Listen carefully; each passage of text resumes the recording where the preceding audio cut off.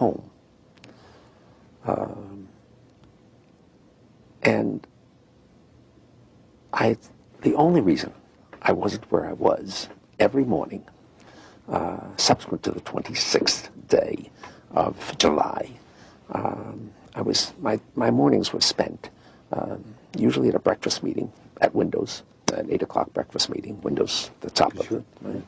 And then going down to visit with my tenants, my new tenants, at the Trade Center, getting to know them, understanding their problems and so forth, ascertaining how we could service their needs better, which is one of the first things you do when you acquire a property. You begin to meet your tenants and start talking with them. And so my mornings were spent at the Trade Center, and then by noon I was back uptown. And so that particular morning, because I have light-colored hair and fair skin, and I'm an annuity to the dermatologist, my wife, God bless her, had made an appointment for me at the doctor. And I remember dressing to go to the doctor. I'm finally saying to my wife, I said, sweetheart, I've got so much to do downtown. I got to cancel this. I've got to go downtown. And she said, you're not going to cancel this appointment. You're going to the dermatologist. And, having been married now to the same woman for 46 years, you get this sense of determination on occasion, their voices. And I said, okay, yes, dear, I'll go. I'll go. And then just minutes later, received a telephone call to turn on a television set and witnessed this horrendous circumstance. The first plane hitting, and then the second plane hitting. Of course, with the second hit, it became obvious that this was terrorism.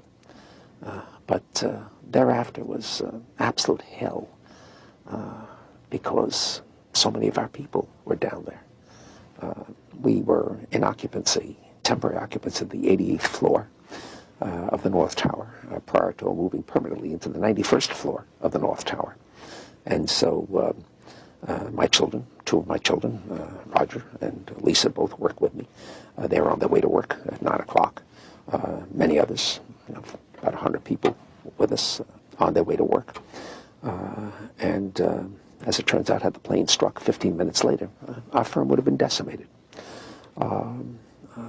As it is, we lost 4 of our people, 2 of whom I had hired just a few weeks prior to that.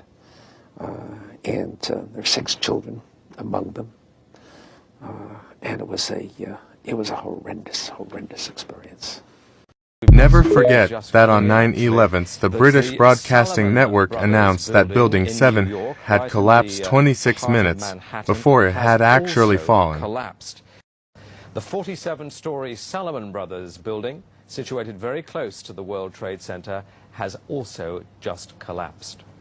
As you can see behind me, the Trade Center appears to be still burning. We see these huge clouds of smoke and ash, and we know that behind that there's an empty piece of what was a very familiar New York skyline, a symbol of the financial prosperity of